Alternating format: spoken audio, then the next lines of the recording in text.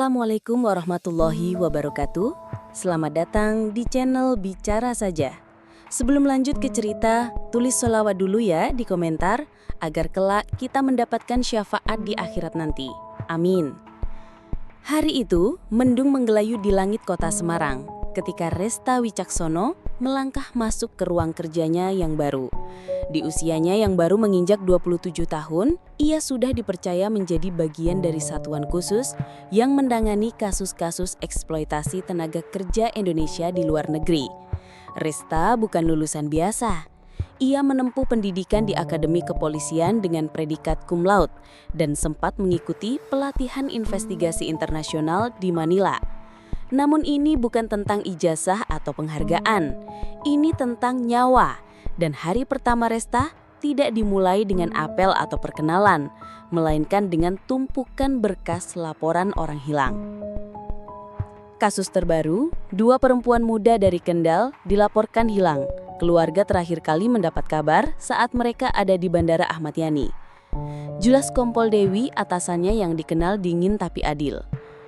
Resta membuka dokumen yang diberikan padanya. 2 nama tertulis di sana. Siti Kurnia 20 tahun dan Indah Rahmawati 19 tahun. Kedua perempuan itu dijanjikan pekerjaan sebagai resepsionis hotel di Malaysia, namun ternyata tiket mereka mengarah ke Phnom Penh, Kamboja. Kenapa bisa ke Kamboja? Ini aneh, Bu, gumam Resta. Makanya kamu selidiki, jawab Kompol Dewi sambil melirik jam tangannya. Kalau kamu bisa bongkar jaringan ini, berarti kamu memang pantas di satuan ini. Resta memulai penyelidikan dengan mendatangi rumah keluarga korban di Kendal. Ia memilih untuk tak memakai seragam dan hanya membawa 1 notebook kecil serta ponsel penyamaran. Rumah Siti Kurnia berada di tepi sawah, sederhana tapi bersih. Sang ibu, Bu Marni, menyambut dengan mata sembab dan wajah pucat. Anak saya pamit kerja, Pak. Dibilangnya legal, bahkan ada surat dari kantor dinas, ujar Bu Marni sambil menunjukkan map biru berisi fotokopi dokumen. Resta memeriksanya. Terlihat resmi, ada stempel Disnaker dan tanda tangan pejabat. Tapi ada satu hal yang membuat alis Resta mengernyit. Cap dari Disnaker itu bukan cap basah biasa. Ia mengenali bahwa bentuknya mirip cap digital, tapi terlalu kabur, seolah disengaja. Ia memotret dokumen itu dan mencatat nama perusahaan perekrut, PT Mandiri Sejahtera Abadi. Bu, siapa yang datang menawarkan kerja ini ke anak ibu? Namanya Pak Chandra. Katanya orang dalam, sudah biasa urus-urus TKI ke luar negeri. Resta pulang ke markas sambil merenungkan langkah selanjutnya. Ia mengecek perusahaan itu di basis data Kementerian Ketenagakerjaan. Ternyata PT Mandiri Sejahtera Abadi sudah dicabut izinnya sejak 2 tahun lalu. Tapi entah bagaimana mereka masih mengoperasikan rekrutmen dan pengiriman. Ia mendatangi alamat yang tertera di dokumen itu. Kantornya sudah kosong, tapi dari warung sekitar, Resta mendapat info penting. Dulu sering tuh Mas, mobil travel datang jemput cewek-cewek muda. Biasanya sih malam hari. Dari CCTV warung itu, Resta melihat rekaman samar mobil travel putih berhenti di depan kantor itu 2 minggu lalu. Ia mencatat plat nomor dan mulai telusuri jalurnya. Setelah 2 hari, Resta menemukan sopir travel tersebut. Namanya Wanto, pria berumur 35 tahun. Ia mengaku hanya disuruh antar penumpang ke pelabuhan Tanjung Emas. Lalu di sana diurus seseorang bernama Om Boy. Om Boy itu siapa, Mas? Orang pelabuhan, Mas, tapi bukan pegawai resmi. Semua tahu dia urus-urus TKI ilegal. Tapi ya, kebal hukum. Nama itu langsung Resta garis tebal di catatannya. Ini bukan sekedar perekrutan ilegal. Ini sindikat yang memiliki jalur logistik kuat, bahkan bisa lolos dari pengawasan imigrasi. Resta melaporkan semua temuannya ke Kompol Dewi, tapi reaksi atasan itu dingin. Kamu terlalu cepat menarik kesimpulan. Hati-hati Resta, di kasus begini, kadang musuhmu bukan cuma pelaku, bisa saja sistem. Kalimat itu membuat Resta waspada, tapi juga memicu tekadnya. Ia sudah terlalu jauh untuk mundur. 2 nyawa gadis muda hilang, dan jika ia tidak bertindak, akan lebih banyak lagi korban berikutnya. Malam itu ia mulai merancang penyamaran. Ia akan masuk sebagai calon pekerja migran, berpura-pura tertarik kerja di luar negeri. Tujuannya satu, temui langsung si Pak Chandra dan masuk ke jaringan dalam. Dunia gelap itu mulai terbuka perlahan, tapi Resta belum tahu bahwa di balik lapisan pertama sindikat ini tersembunyi nama-nama besar yang tak pernah ia bayangkan sebelumnya. Dan sekali ia masuk, jalan pulang takkan pernah sama lagi. Pagi itu, udara kendal terasa lembab oleh hujan yang turun semalaman. Resta Wicaksono duduk di warung kopi sederhana tak jauh dari rumah keluarga korban berikutnya, Indah Rahmawati. Setelah dari rumah Siti Kurnia beberapa hari lalu, hatinya masih dihantui wajah Bu Marni yang terus memeluk map biru berisi fotokopi dokumen. Resta mengaduk kopi hitamnya sambil menatap gang kecil yang menjadi akses ke rumah Indah. Tak lama kemudian, seorang pemuda datang menghampirinya. "Bapak dari polisi ya? Saya Dika, kakaknya Indah." Mereka berjalan berdua ke rumah keluarga itu. Kondisinya lebih menyedihkan dibanding rumah Siti. Di dalam, ibunya Indah terlihat lelah dan trauma. Wajahnya menua sebelum waktunya. Sambil duduk di tikar lusuh, ia menceritakan awal mula Indah direkrut. "Diajak temannya, Pak. Namanya Manda. Katanya kerja di hotel, gajinya besar. Kami pikir itu rezeki. Tapi setelah berangkat dari bandara, tak pernah ada kabar lagi." Resta mencatat nama Manda, bisa jadi kunci baru. Ia meminta izin untuk memeriksa kamar Indah. Di dalamnya ia menemukan sebuah buku catatan kecil yang sebagian besar kosong, tapi di halaman belakang ada nomor ponsel dan kalimat, "Pak Chan, janji kirim paspor hari Senin." Pak Chan, Resta langsung curiga. Mungkinkah ini nama samaran dari Pak Chandra? Ia menyali nomor tersebut dan mengirimkannya ke tim cyber untuk pelacakan. Sementara itu, ia kembali menemui Dika di luar rumah itu. "Kakak kamu sempat cerita soal kerja di mana?" tanya Resta.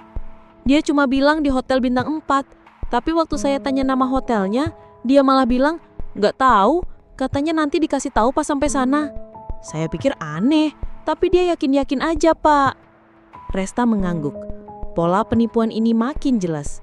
Bujuk rayu lewat teman sebaya, dijanjikan kerja layak tanpa kontrak atau kejelasan, lalu didorong keluar negeri lewat dokumen palsu yang tampak legal. Kembali ke Semarang, hasil pelacakan nomor ponsel yang ditemukan mengarah ke jaringan sinyal di kawasan industri lama di daerah Genuk. Nomor tersebut ternyata sering aktif bersamaan dengan nomor milik Chandra, sang perekrut. Ini bukti bahwa Chandra alias Pak Chan memang terlibat dalam rekrutmen Indah.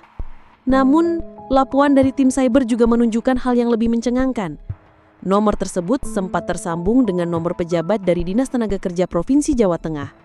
Namanya muncul sebagai Pak Dirja. Resta menelan ludah. Nama ini sudah 2 kali disebut dalam dokumen internal, tapi belum pernah ia temui secara langsung. Resta melaporkan temuan ini pada Kompol Dewi. Namun seperti biasa, sang atasan tak bereaksi berlebihan. "Kamu tahu resiko main di lingkaran ini kan?" tanyanya dengan suara rendah. "Saya tahu, Bu, tapi saya nggak bisa berhenti di tengah jalan." Hari berikutnya, Resta mendatangi rumah Manda, teman yang disebut merekrut Indah. Setelah menyamar sebagai saudara calon pekerja, ia berhasil bertemu langsung. Manda tampak gelisah dan kaget saat tahu Resta adalah polisi. "Aku coba ditawari buat cari teman yang mau kerja ke luar negeri. Katanya legal. Aku nggak tahu, mereka dijual, Pak," isaknya. Resta tak ingin menyalahkan Manda sepenuhnya. Ia tahu banyak perekrut kecil adalah korban juga, dimanfaatkan oleh jaringan lebih besar. "Aku cuma diminta setor nama dan fotokopi KTP. Nanti aku dikasih uang 2 juta. Katanya buat ongkos transport Indah." "Siapa yang kasih uang itu?" "Pak Chan." Dan sekali lagi, semua mengarah pada satu nama, Pak Chandra. Di ujung hari, Resta duduk sendirian di balkon rumah dinasnya. Di tangan kirinya berkas yang kian tebal, di tangan kanannya foto Indah dan Siti. Ia tak mengenal mereka, tapi wajah mereka seperti menuntutnya. Suara rekannya Rani muncul lewat telepon. "Besok kita dapat izin pantau aktivitas di pelabuhan. Aku udah atur dengan pihak Inter. Siap?" Resta menarik nafas panjang. "Siap. Aku nggak akan mundur." Langkah-langkah kecil penyelidikan ini mulai menyusun potongan puzzle besar. Dan satu demi satu, wajah-wajah di balik kejahatan ini mulai terlihat di permukaan. Tapi semakin dalam ia menyelam, makin keruh air yang harus ia lewati. Dan Resta tahu, yang ia hadapi bukan hanya sindikat, tapi juga orang-orang yang selama ini dianggap punya kuasa atas hukum. Langit Semarang belum sepenuhnya terang ketika Resta Wicaksono sudah duduk di mobil operasional, ditemani Rani, satu-satunya rekan yang benar-benar ia percayai di satuan ini. Hari ini mereka mengincar target penting, Pak Chandra, agen perekrut yang namanya berkali-kali muncul dalam penyelidikan kasus TKI ilegal.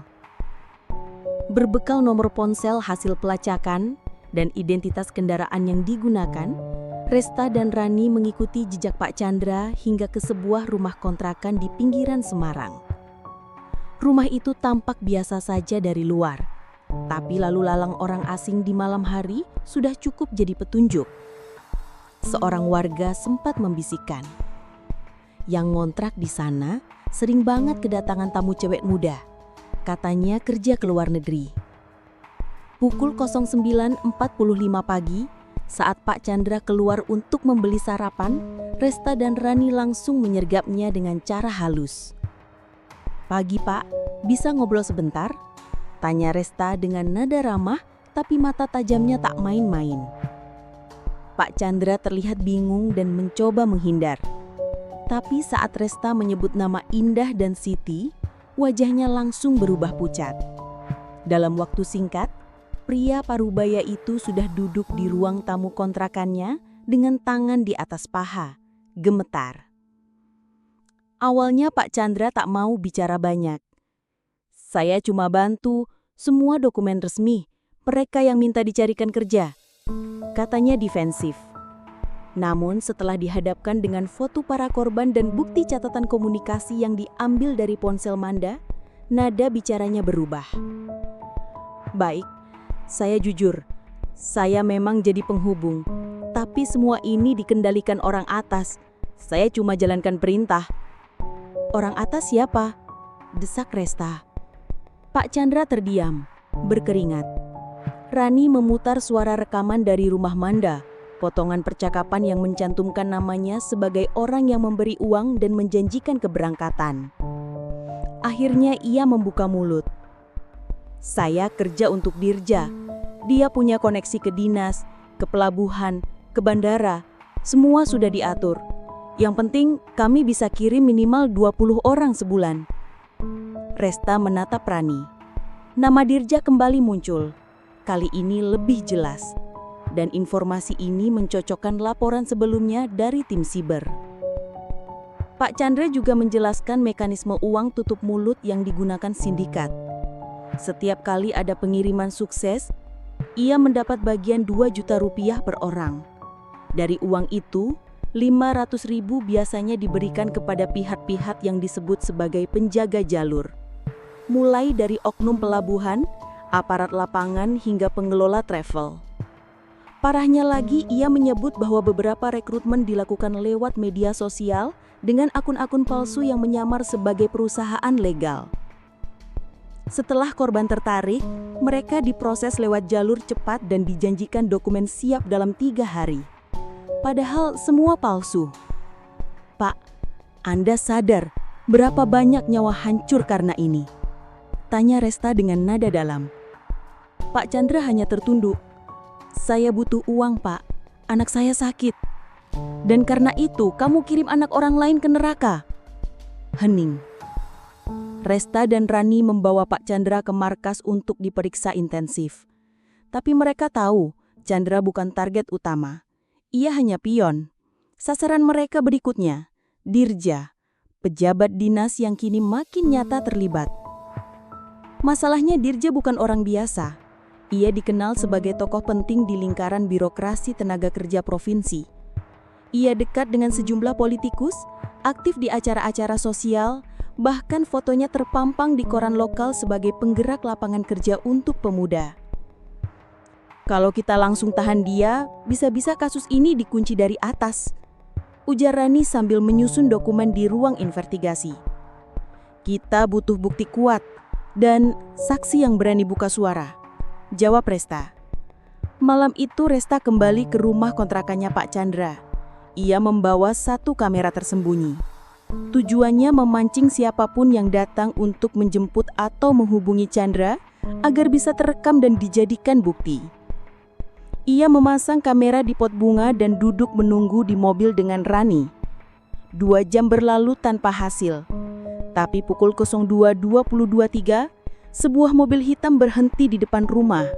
Seorang pria turun, masuk rumah tanpa mengetuk. Kurang dari 5 menit kemudian, ia keluar sambil menelepon seseorang lalu pergi. Resta mengambil rekaman kamera. Wajah pria itu cukup jelas. Kita cocokkan dengan database, kata Rani. Keesokan harinya wajah pria misterius itu cocok dengan data pegawai negeri sipil di Dinas Tenaga Kerja. Namanya Agus Salim, staf langsung dari Dirja. Pagi itu Resta menyusun semua laporan dalam satu map hitam. Saat menyerahkan pada Kompol Dewi, ia berbicara lantang. Saya minta izin untuk penyelidikan lanjutan, Bu. Ini bukan cuma perdagangan manusia, ini konspirasi antara birokrat dan kriminal. Kompol Dewi tak langsung menjawab. Ia membaca cepat laporan, lalu memandang Resta tajam. Kamu yakin siap hadapi semuanya? Kalau kamu buka ini, kamu akan menyentuh orang-orang yang tak tersentuh. Resta mengangguk. Saya tidak mulai ini untuk mundur di tengah jalan. Kompol Dewi sejenak terdiam lalu menyerahkan surat pengawasan khusus. Kalau begitu, kamu harus lakukan ini di luar jalur formal. Kamu dan Rani saja. Jangan libatkan orang lain dulu. Hati-hati, saya percaya kamu. Di akhir malam, Resta duduk di balkon rumahnya, kembali memandangi foto para korban. Tapi malam ini berbeda. Ia sudah punya nama, bukti, dan celah untuk masuk lebih dalam. Langkahnya makin dekat ke pusat sindikat. Dan ia tahu, semakin dekat ke pusat, semakin gelap bayangan yang akan ia hadapi. Matahari belum tinggi ketika Resta Wicaksono menerima telepon dari petugas jaga. Suaranya gugup. Pak Resta, kami nggak tahu kenapa tapi lemari bukti B17 kosong. Flash disk hasil penyelidikan dari kontrakan Chandra hilang. Resta langsung melesat dari rumah menuju markas. Keringat dingin membasahi pelipisnya meski AC mobil menyala penuh. Lemari B17 adalah tempat penyimpanan utama barang bukti digital. Di sanalah ia menitipkan flash disk berisi video kamera tersembunyi dari kontrakan Pak Chandra yang menampilkan pria misterius, Agus Salim, staf dari Dirja. Sampai di markas, suasana sudah tegang. Petugas penjaga ruang bukti, Bribka Heru, hanya bisa menunduk. Kami cek tadi pagi, lemari sudah dibuka, gembok rusak. Tapi anehnya, CCTV mati dari jam 2 sampai jam 4 pagi. Listrik padam? Tanya Resta. Enggak, hanya kabel CCTV utama yang tercabut. Resta langsung menyadari ini bukan pencurian sembarangan. Ini sabotase. Kompol Dewi memanggil Resta ke ruangannya. Wajahnya lebih murung dari biasanya. Kamu tahu artinya ini kan? Resta mengangguk. Ada orang dalam. Dan bukan sembarang orang. Seseorang yang tahu bagaimana sistem keamanan kita bekerja. Bukti itu satu-satunya yang bisa menyeret nama Dirja. Kalau hilang, kita mulai dari nol lagi. Namun Kompol Dewi belum sepenuhnya menyerah. Kamu pernah backup datanya? Resta mengangguk. Satu salinan saya simpan secara pribadi di flash disk cadangan, tapi tak lengkap, tidak seluruh video terekam. Gunakan itu, tapi hati-hati. Sekarang mereka tahu kamu punya sesuatu yang berbahaya. Sore itu, Resta bertemu Rani di kedai kopi tua dekat stasiun Tawang. Ia menyerahkan flash disk cadangan. Simpan ini. Kalau aku kenapa-napa, kamu tahu harus bawa ini kemana. Rani tampak cemas. Kamu yakin kita bisa lanjut tanpa perlindungan penuh? Justru karena nggak ada perlindungan, kita jadi lebih lincah. Mereka sepakat akan bekerja senyap, tak memberitahu siapapun, bahkan tidak pada kolega satu tim. Sementara itu, Resta mulai merancang strategi baru, menarget orang-orang dekat Dirja untuk membuka jalur investigasi dari sisi berbeda. Resta menyelidiki catatan keuangan dinas dan menemukan pola mencurigakan. ada sejumlah pembayaran fiktif atas nama pelatihan kerja luar negeri. Dana itu cair ke rekening 3 yayasan yang ternyata semuanya dikelola oleh satu orang, Hana Pratiwi, mantan staf khusus Dirja. Dalam satu malam, Resta dan Rani mengikuti Hana pulang dari kantor dinas. Mereka menyamar sebagai wartawan, pura-pura ingin mewawancarai soal kegiatan pelatihan luar negeri. Namun ketika Rani menyebut nama Pak Chandra, raut wajah Hana berubah drastis. "Apa maksud kalian?" "Kami hanya ingin tahu kenapa dana negara untuk pelatihan justru mengalir ke yayasan tak aktif," desak Resta. Hana gelisah. Setelah didesak beberapa saat, ia akhirnya mengaku bahwa dana itu digunakan untuk kompensasi pengamanan, istilah halus dari uang tutup mulut kepada berbagai pihak yang terlibat dalam sindikat pengiriman ilegal. "Kalau saya ngomong, saya bisa mati. Justru kalau diam, korban akan terus berjatuhan." Keesokan harinya, Resta mencoba menyusun kronologi dan bukti pendukung agar Hana bisa mengajukan perlindungan saksi. Namun, saat hendak menghubungi Hana kembali, ponselnya tak aktif. Lebih buruk lagi, ketika Resta dan Rani tiba di rumah kontrakan Hana, mereka menemukan rumah itu kosong. Barang-barang sudah dirapikan dan tetangga mengatakan ia pindah pagi itu juga. "Katanya dapat kerja ke luar negeri," ujar tetangga sebelah sambil menyapu. Resta dan Rani saling pandang. "Itu kode," ucap Rani. "Dia dibungkam atau dipindahkan," sahut Resta. Hilangnya Hana dan rusaknya lemari bukti jadi pukulan besar. Tapi Resta tak kehilangan arah. Ia mulai membentuk jaringan kepercayaan sendiri dengan informan dari pelabuhan, travel, bahkan mantan TKI yang selamat. Salah satu informan penting, seorang sopir travel bernama Bowo, menyebut nama baru, Pak Bupati, yang sering disebut dalam transaksi besar. "Dia bukan bupati sungguhan, Mas, tapi begitu mereka manggilnya.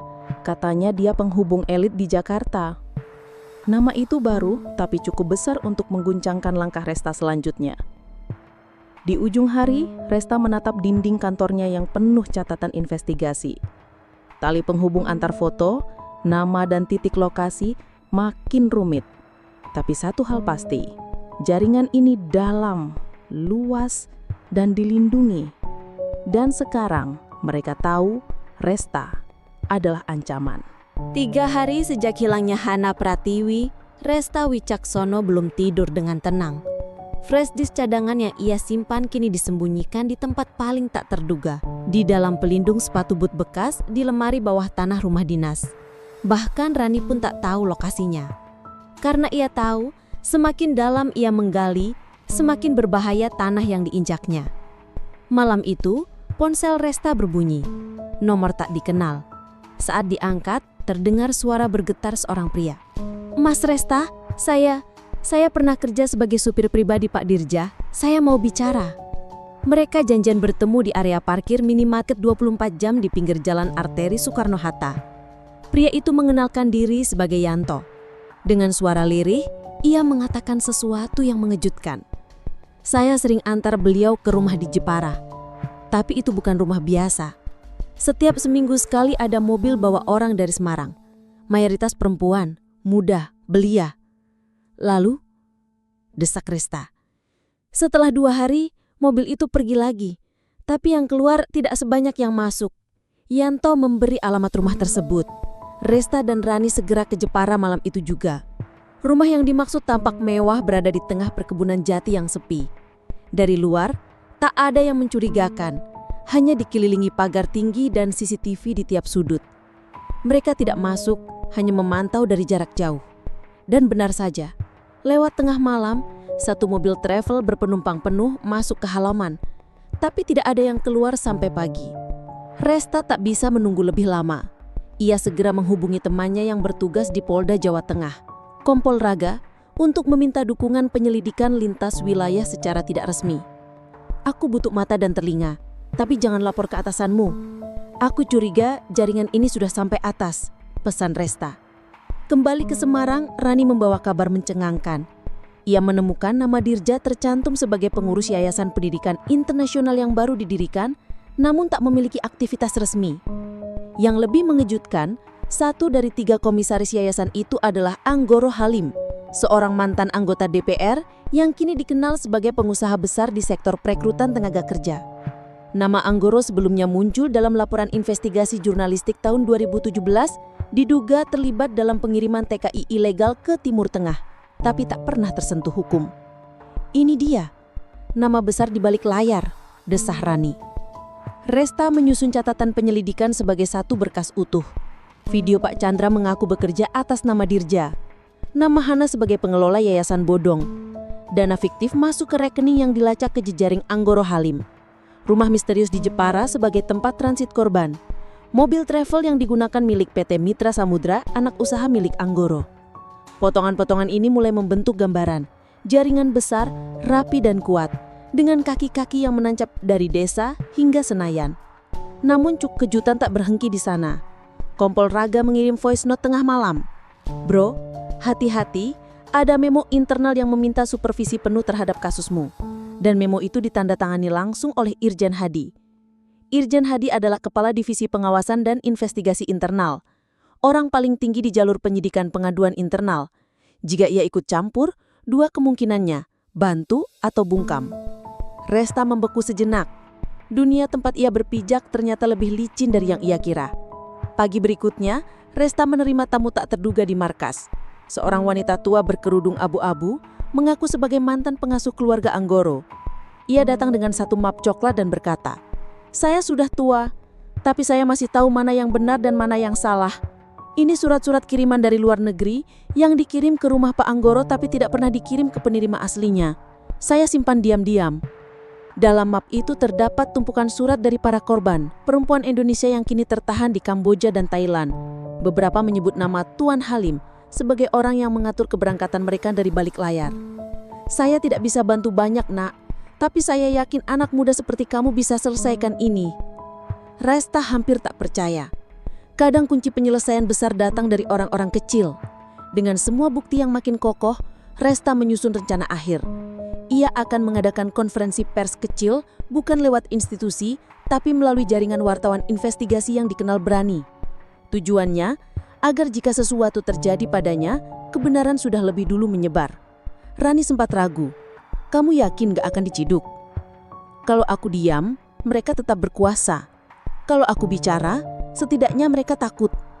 Dan malam itu, Resta duduk di ruang kerjanya menulis satu pesan suara. "Namaku Resta Wicaksono.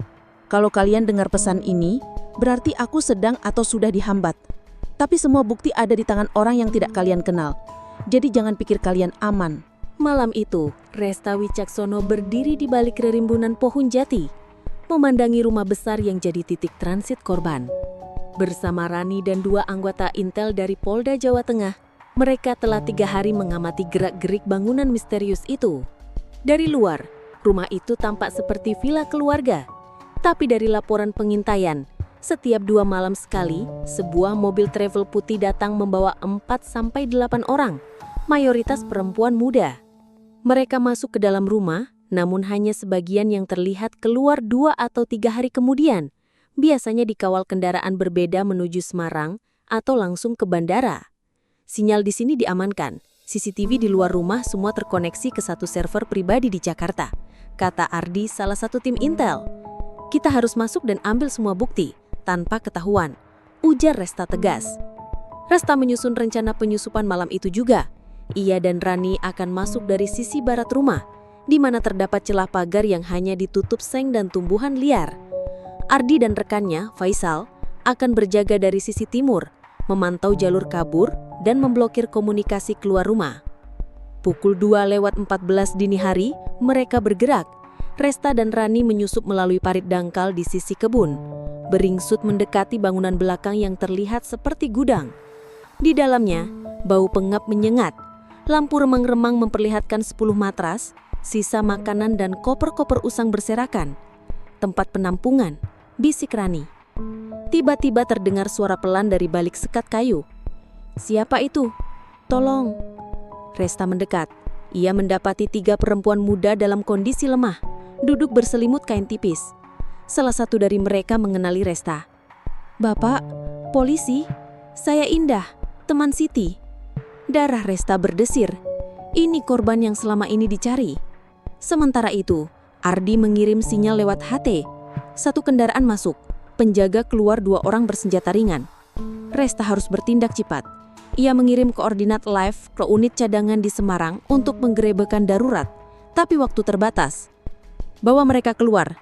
Kita lewat jalur selokan belakang, ujar Resta. Namun saat mereka hendak keluar, satu penjaga muncul dari arah dapur. Mata mereka bertemu sekejap. Pria itu berseru dan menarik pistol. Resta langsung menjatuhkannya dengan dorongan lutut dan menggulingkan tubuh pria itu ke dalam rak logam. Rani mengambil pistolnya dan mengikat tangan si penjaga dengan tali dari tasnya. Mereka meloloskan ketiga korban dengan bantuan Ardi dan Faisal. Mobil dinas yang diparkir jauh di luar hutan jadi titik aman pertama. Beberapa menit kemudian, rumah itu resmi digerebek dengan backup penuh dari Polda.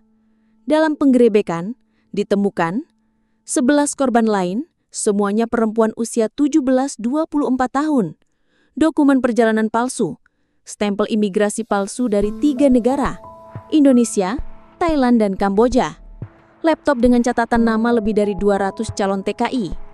Namun pemilik rumah, yang menurut Janto adalah milik Dirja, tidak berada di tempat.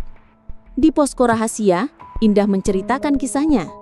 Kami dijanjikan kerja resepsionis, tapi begitu sampai sini, semua ponsel disita. Kami diancam kalau kabur, keluarga kami akan dicelakai. Ia juga menyebut bahwa setiap keberangkatan dijadwalkan hari Jumat malam, dengan rute darat ke Batam atau penerbangan dari Semarang. Yang bawa kami orang yang dipanggil Tuan H. Dia bilang kami harus berterima kasih karena akan dikirim ke surga, ujar Indah dengan mata berlinang. Tuan H, ulang Resta. Anggoro Halim. Setelah bukti dan saksi dikumpulkan, Resta mengajukan permohonan resmi penyidikan tingkat pusat. Namun saat berkas dikirim ke Mabes, surat balisan menyatakan bahwa perkara itu perlu dikaji ulang demi menjaga stabilitas politik dan sosial. Rani menggeram. Mereka mulai lindungi aktor besar. Justru sekarang kita harus lebih cepat dari mereka, balas Resta. Malam itu, di ruang kerjanya, Resta menulis kronologi penyusupan dan penggerebekan. Ia lampirkan video pengakuan Indah dan rekaman CCTV dari rumah transit. Semua disimpan dalam satu flash disk dan satu salinan dikirim ke jurnalis investigasi yang pernah menulis soal Anggoro Halim. Langkahnya sekarang tak lagi hanya sebagai polisi, tapi sebagai perlawanan terhadap kekuasaan yang membusuk. Karena malam itu, Resta sadar ia tidak sedang menyelamatkan korban saja, ia sedang melawan sistem. Pagi itu, Resta Wicaksono memeriksa motornya 2 kali sebelum berangkat ke markas. Ia merasa ada yang aneh. Alarm rumahnya menyala tengah malam, padahal ia yakin semua terkunci. Pagar rumah retak, dan seseorang sempat menelpon tanpa suara dari nomor pribadi dini hari tadi. Tanda-tanda intimidasi mulai terasa, dan ia tahu ini bukan peringatan pertama. Tapi kali ini, targetnya bukan kasus. Targetnya adalah dirinya. Setibanya di markas, Resta mendapati ruang kerjanya sudah dibuka. Komputer menyala. Tumpukan berkas di mejanya diacak. Hanya satu yang hilang. Daftar nama informan yang pernah membantunya selama 6 bulan terakhir. Siapa yang izinkan orang masuk ruang saya? Bentaknya ke Bribka Dioni, staf administrasi. Maaf Pak, ada perintah langsung dari Irjen Hadi, katanya untuk audit internal. Nama itu lagi, Irjen Hadi, Kepala Divisi Pengawasan Internal Mabes. Orang yang disebut Raga sebagai figur bayangan yang mulai mengawasi penyelidikan. Resta naik ke ruang Kompol Dewi. Di sana, ia mendapat penjelasan singkat namun mengejutkan. Kamu dibekukan sementara dari tugas lapangan, ujar Dewi sambil menatap Resta. Alasan resminya, kamu terlalu terlibat emosional. Tapi kita baru pecahkan rumah transit di Jepara. Kita punya saksi, bukti, dan jalur yang mengarah langsung ke Anggoro Halim. Dan itu masalahnya, sahut Dewi dingin. Beberapa nama besar yang kamu sebut sedang dipertimbangkan untuk masuk kabinet berikutnya. Resta nyaris tak percaya. Penyelidikan yang seharusnya menyelamatkan ratusan korban, kini diputar balik jadi ancaman politik. Di tengah kebingungan, Resta dihubungi oleh salah satu jurnalis yang ia kirimi flash disk, Anton, dari media independen Lentera Investigasi. Data kamu sangat kuat, tapi kalau kamu nggak lindungi saksi-saksi, mereka bisa dibungkam lebih dulu, ujar Anton dalam panggilan terenkripsi. Malam itu juga, Resta dan Rani menyusun ulang lokasi persembunyian para korban selamat dan informan. Mereka dipindah ke tempat yang bahkan tidak diketahui oleh instansi resmi. Berpindah dari rumah aman milik LSM ke pondok pesantren terpencil di lereng Merapi.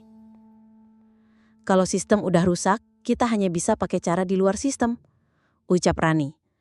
Tapi ancaman makin nyata.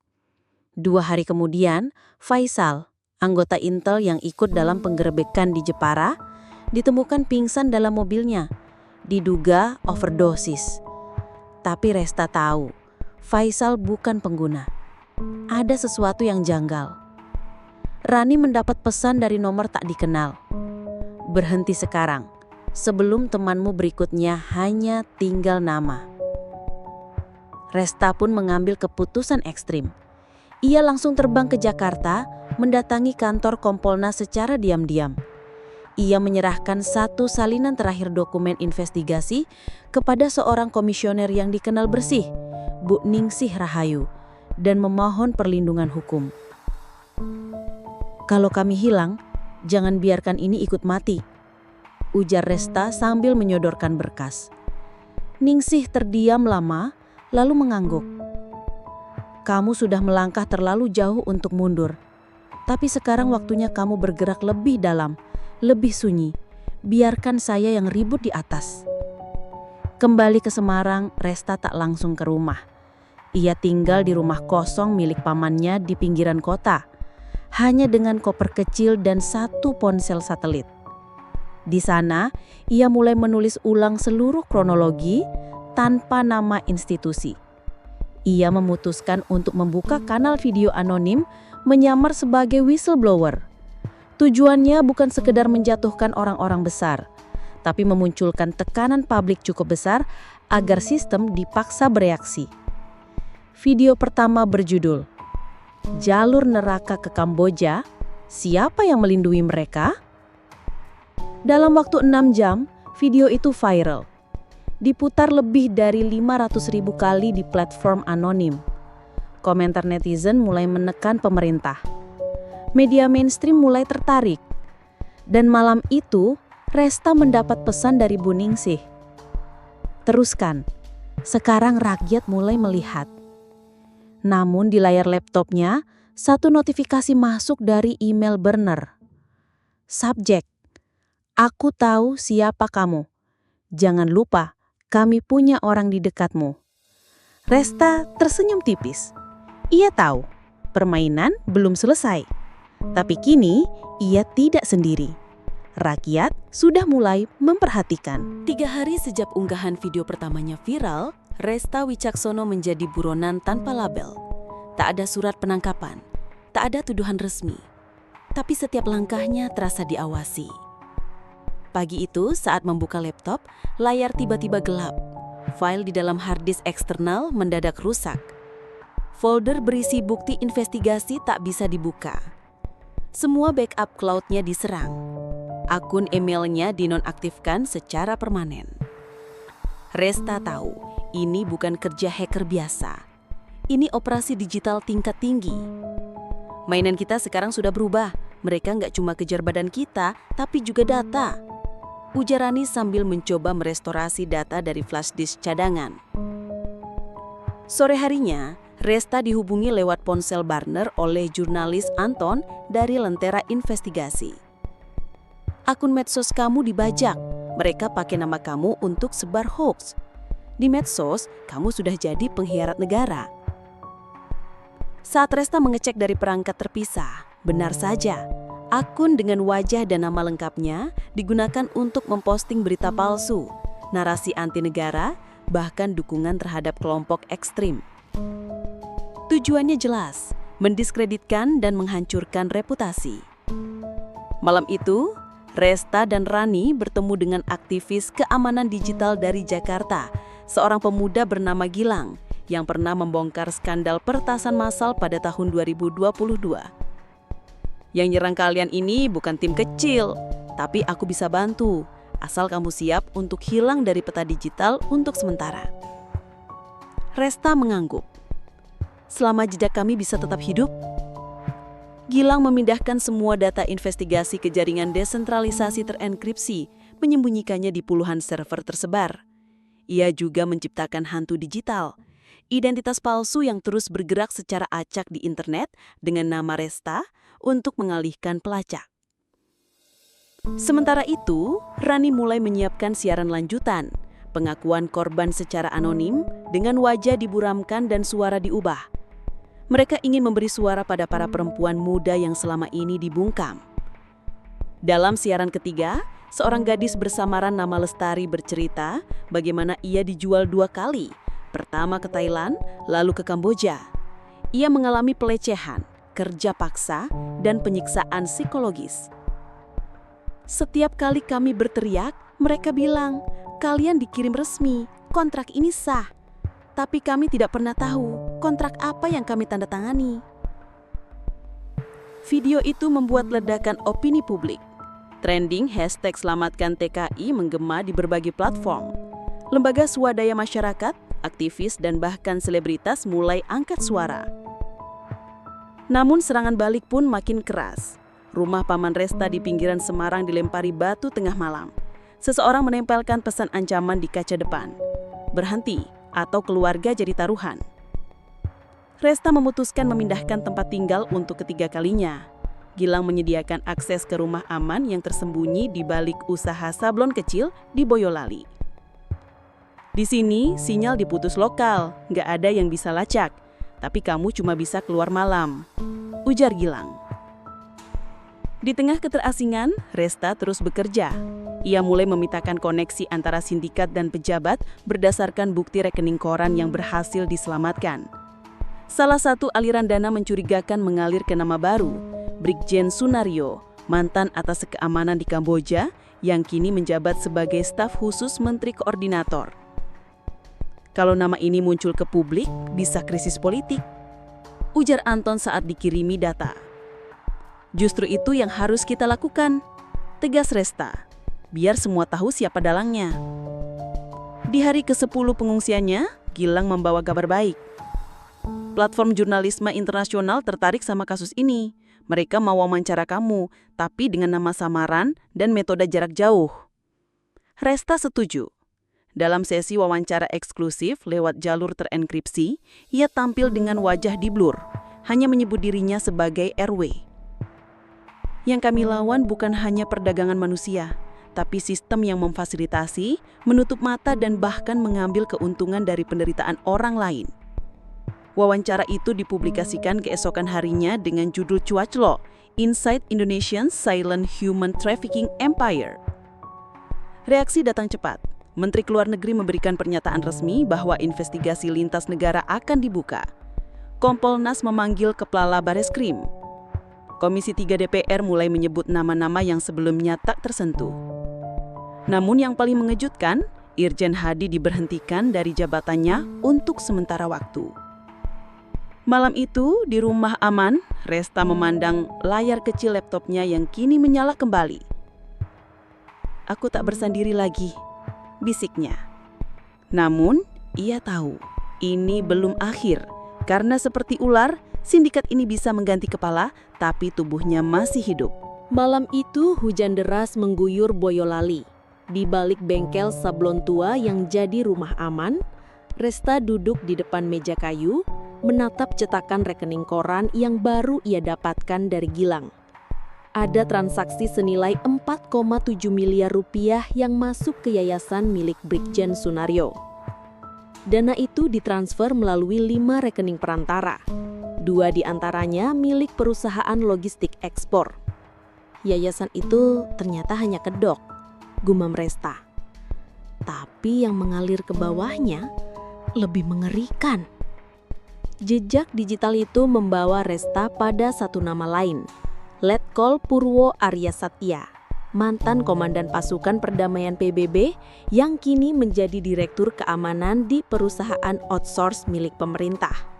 Menurut dokumen, Letkol Purwo mendapat komisi dari setiap pengiriman tenaga kerja ke luar negeri melalui jalur ilegal. Jumlahnya ratusan orang, dan lebih dari separuh menghilang tanpa kabar. Resta dan Rani memutuskan untuk bertindak lebih cepat. Mereka pergi ke Jakarta melalui jalur darat dan laut, berpindah mobil setiap 4 jam menghindari pelacakan.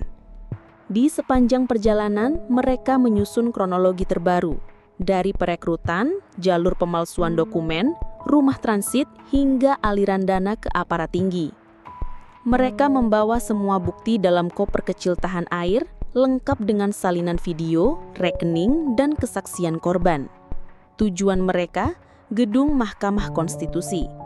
Di tengah tekanan publik yang makin besar, sidang terbuka Komisi Kode Etik Penegak Hukum dijadwalkan, dan Resta dipanggil sebagai saksi khusus. Hari persidangan tiba, aula sidang penuh sesak. Kamera televisi nasional dan internasional siaga. Di kursi saksi, Resta duduk tenang. Di hadapannya duduk 7 hakim etik, 4 jaksa tinggi, dan 2 jenderal aktif. Silakan Saudara Resta Wicaksono, uraikan temuan Anda, kata ketua majelis. Resta membuka berkas. Suaranya pelan namun tegas. Saya mewakili para korban yang tidak bisa bicara, yang dijuar oleh sistem, yang ditinggal mati oleh negara. Ia lalu memutar satu video berdurasi 2 menit. Terdengar suara korban. Kami dikirim ke tempat seperti neraka. Kami bukan pekerja. Kami budak. Kami tahanan. Ruangan hening. Lalu dengan tenang Resta membacakan aliran dana dari yayasan ke proyek-proyek fiktif yang berujung pada rekening pribadi pejabat. Di luar ruang sidang, massa mulai berkumpul. Spanduk bertuliskan, "Usut tuntas sindikat TKI ilegal," dan "Korban bukan angka, mereka manusia," berkibar di halaman. Media menggempur dengan headline tajam. Nama Brigjen Sunaryo dan Letkol Purwo mendominasi pemberitaan. Tapi malamnya, saat Resta kembali ke penginapan rahasia di Cawan, pintu kamar diketuk 3 kali. Saat dibuka, tidak ada siapa-siapa. Hanya secari kertas diselipkan. Langkahmu terlalu jauh, siap-siap jadi korban selanjutnya. Gilang berhasil melacak IP pengirim ancaman digital sebelumnya. Titiknya berasal dari satu kantor lembaga pemerintahan di Bilangan Kuningan. Berarti kita sudah terlalu dekat dengan jantungnya, kata Rani. Resta mengangguk. Dan mungkin ini harga yang harus kita bayar. Namun yang tidak mereka sangka, besok harinya, Anton, jurnalis dari Lentera Investigasi, ditemukan tewas di dalam mobilnya. Dugaan awal serangan jantung. Tapi di kursi belakang ditemukan dokumen berlumur darah. Satu nama tertulis di sampul map. Operasi Ilegal 07, Rahasia Negara. Resta nyaris jatuh. Ia tahu Anton dibunuh. Tapi bukti itu juga menjadi pintu terbuka. Ia serahkan dokumen itu pada LSM HAM Internasional yang langsung membawa kasus ini ke Dewan HAM PBB. Reaksi luar negeri bermunculan. Pemerintah Kamboja dan Thailand menyatakan kesediaan membuka akses investigasi bersama. Amnesty International menyerukan agar pelaku di tingkat pemerintahan segera ditindak. Di dalam negeri, tekanan politik mencapai puncaknya. Presiden dipaksa angkat bicara. Komisi khusus dibentuk. Brigjen Sunaryo ditahan. Letkol Purwo menghilang dan jadi buruan internasional. Tapi, Resta tahu, masih ada satu nama yang belum tersentuh. Nama yang sejak awal mengatur semua pergerakan. Anggoro Halim A dari Kota Seribu, Anggoro memiliki kendali yang lebih besar. Malam itu, saat Resta duduk di atap penginapan, ia menatap langit Jakarta yang kelam. Suara sirene, kamera, dan demonstrasi bersatu dalam satu gelombang kemarahan rakyat. Namun di balik semua itu ia tahu, untuk menebus darah yang sudah tumpah, kebenaran harus ditegakkan sampai akhir. Dan itu artinya, satu babak terakhir harus dibuka. Resta Wicaksono tahu semua ini akan berakhir hanya jika satu nama terakhir bisa dibungkam oleh hukum. Anggoro Halim. Pengusaha, filantropis, dan tokoh publik yang selama ini dielu-elukan sebagai dermawan, itu ternyata adalah otak utama di balik sindikat TKI ilegal yang merenggut nyawa ratusan WNI. Namun menangkap Anggoro bukan perkara mudah. Ia tidak pernah langsung menandatangani apapun. Semua operasinya berlangsung melalui lapisan hukum, yayasan, dan perusahaan cangkang. Tapi satu kesalahan Anggoro adalah menganggap bahwa para korbannya tidak akan pernah bicara. Resta dan Rani mulai melacak jejaknya. Berdasarkan data dari dokumen operasi ILEGAL 07 yang ditemukan Anton, Anggoro memiliki properti di luar negeri yang digunakan sebagai pos koordinasi. Salah satunya sebuah villa di daerah pedalaman Phnom Penh, Kamboja. Dengan bantuan Gilang dan jaringan internasional yang digerakkan oleh LSM HAM, Resta menyusup ke Phnom Penh. Ia menyamar sebagai staf perusahaan outsourcing yang hendak menjalin kerjasama. Lewat jalur diplomatik diam-diam dan pendanaan kolektif, tim kecil dibentuk, berisi ex-intelijen, aktivis HAM, dan mantan TKI yang pernah ditolong Resta. Penyelidikan berlangsung cepat. Kamera drone menangkap sosok Anggoro yang sedang menyamar sebagai direktur operasional perusahaan ekspor. Tapi lebih dari itu, mereka menemukan bukti bahwa di villa tersebut masih ada korban TKI yang dikurung dan dipekerjakan tanpa upah. Operasi penangkapan tidak bisa dilakukan oleh polisi lokal saja, maka Resta mengirimkan seluruh temuan ke Interpol yang langsung bekerja sama dengan pihak Kamboja. Dalam waktu 36 jam rencana digelar. Malam itu, 14 mobil unit gabungan mengelilingi villa mewah itu. Pintu dijebol, suara teriakan memenuhi udara. Para korban diselamatkan, dan Anggoro Halim dengan jas mahalnya hanya bisa berdiri tak berkutik saat diborgol. "Semua sudah selesai, Pak Anggoro," ujar Resta. Berita penangkapan Anggoro mengguncang Asia Tenggara. Semua saluran berita menayangkan wajahnya dengan latar belakang borgol. Di Indonesia, demonstrasi besar berubah menjadi pesta rakyat. Para keluarga korban menangis haru. Namun perjuangan Resta belum selesai. Ia harus bersaksi dalam sidang internasional di Den Haag, Belanda. Dalam ruang sidang agung itu, ia menceritakan dari awal hingga akhir bagaimana sindikat ini bekerja dan bagaimana satu negara hampir kehilangan kendali karena uang dan kekuasaan.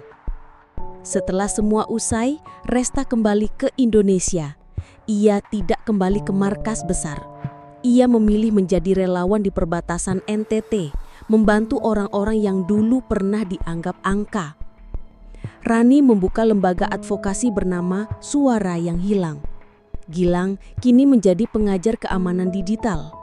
Nama Anton diabadikan dalam penghargaan tahunan untuk jurnalis investigasi. Dan ketika malam tiba, di sebuah balai desa kecil, anak-anak berkumpul mendengarkan cerita. Tentang seorang polisi muda yang tak pernah menyerah. Tentang keberanian melawan sistem. Tentang kebenaran yang akhirnya menang. Tentang Resta Wicaksono.